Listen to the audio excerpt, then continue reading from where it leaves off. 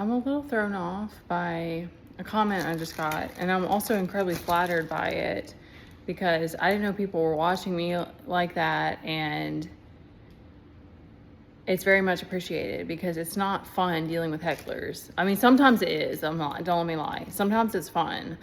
But it's not fun knowing that you have to armor up, like pretty much every time I go on a live, or just like I take, a lot of times the reason I take days off is to like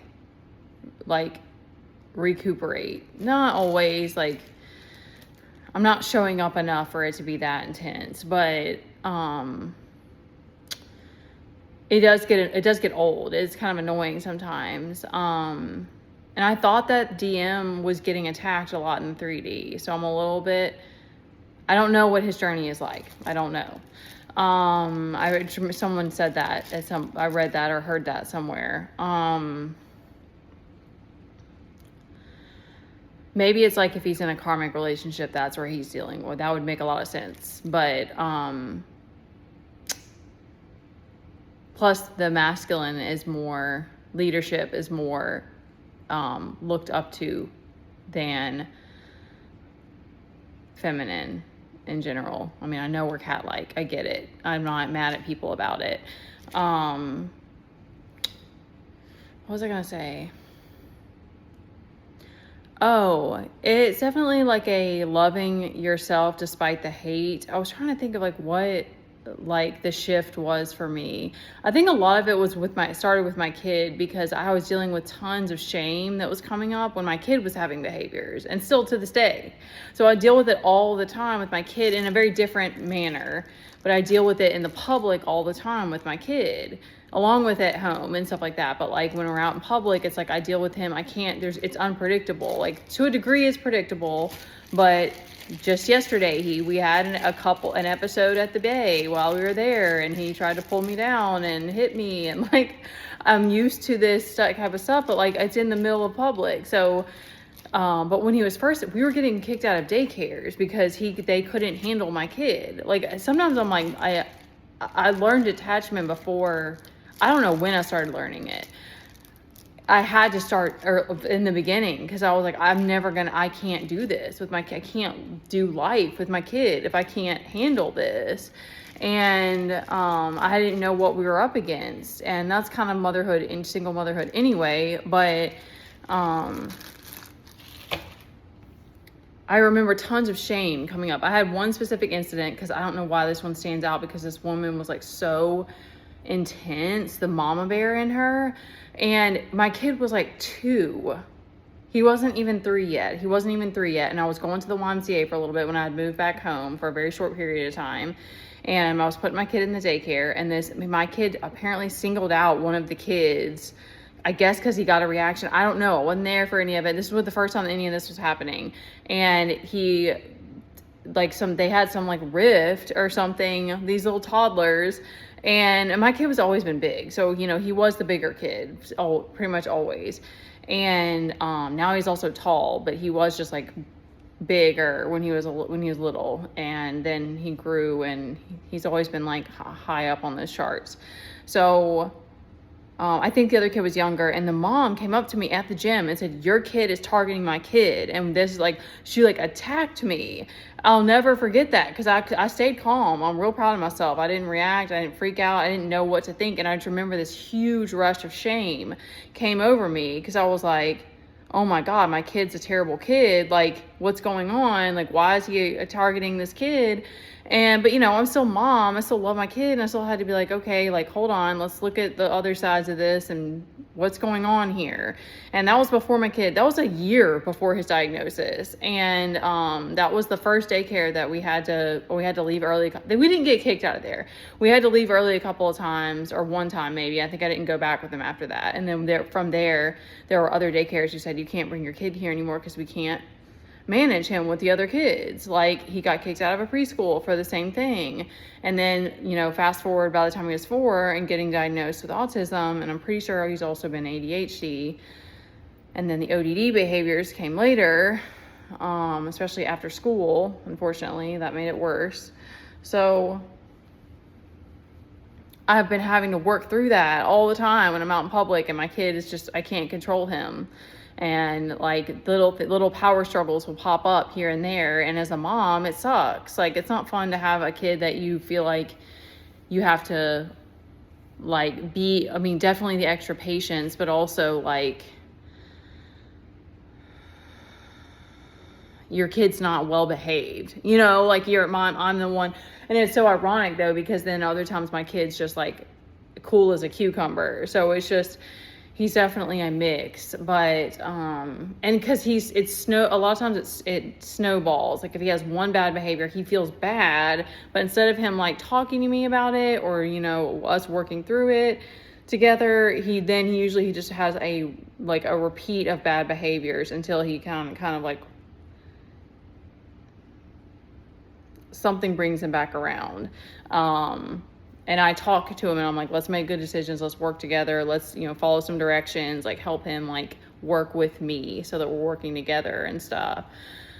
I think that's probably the biggest thing that helped me. And then doing like tons and tons of mirror work and like loving myself through this. And then of course, all of the immense days of like, I feel like that song that said she cried a whole river and drowned the whole world. Like, I feel like that girl. Like, that's my story. No, not really. I mean, yes and no. Like, it was just a lot of days of like hugging, and like even when we first started homeschool, because I was so overwhelmed and I was like, I don't know what the hell I'm doing or how I'm going to do this with this kid. And he wasn't always bad with him, but it was just so overwhelming for me. And so there's been a lot of days of just grief and tears. And then loving yourself like that through that and on your own really gives you a thicker skin to be able to deal with and just be like, man, you have these idiots. Like, it's ignorance to me now. That helps me to deal with it, because I'm like, you're not choosing love, so it's ignorance, and you have the choice to choose to be nice and kind and respectful to some chick who's showing up for 5-10 minutes. Like, what's the most I've even shown up for on a live? Like 30 minutes. I'm not sitting there asking people to like worship me. Maybe that's what they think, and that's what makes them mad. Or like listen to, you know, like it's dumb, because I'm like, you literally could just tune off or go to anywhere else, but you have to come here and project some dumb shit. So, and I don't have time for it. So I'm like, well, I'm just going to be a bitch or just tell you, send you some truth. Like, let's correct this right now. And I think I just accepted that, like, this is the journey that I'm on, because, yeah, it does get old, but yeah, I'm just like, it's ignorance. Like I literally hold space for my kid having behaviors, but you can't be nice to someone showing up on a live because you don't like the way they look, or because they're too sassy or something. You know, it's just ignorance.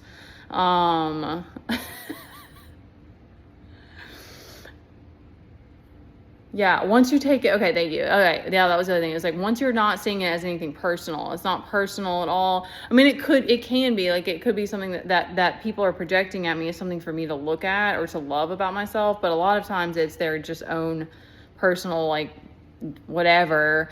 And, there's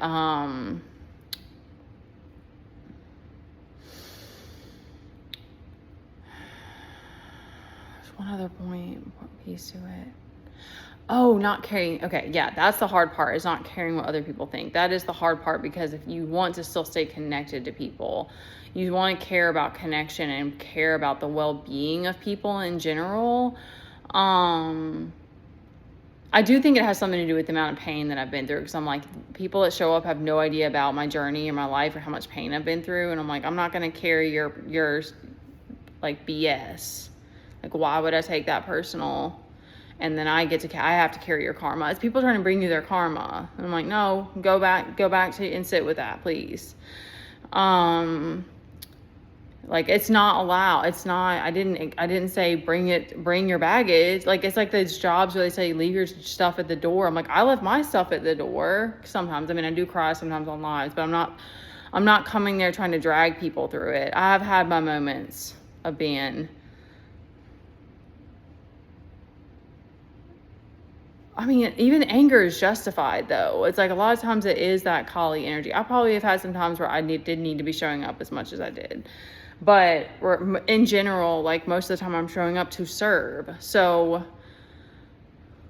I leave my baggage at the door, you leave your baggage at the door. Like, I didn't say bring your shit and throw it at me. Like, that's kind of what I think. That's why I think it's ignorance, because I'm like, are you just a chimp that throws poop when you're mad? Because that's kind of how you're showing up.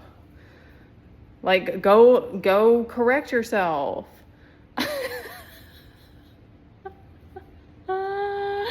I don't know why I see it as ignorance. That's sort of how it's, because I don't want it to be seen like I'm like putting myself on a pedestal and like these are all the peasants or something. It's not like that, but it's like, it's me saying you can do better. You can be better. You can come with kindness. You can come with love. You can come with the same energy that I have. I didn't bring my bullshit, so why are you bringing it? Just because my energy is intense and piercing doesn't mean that I'm bringing you some bullshit. So anyway, that was just what's coming up.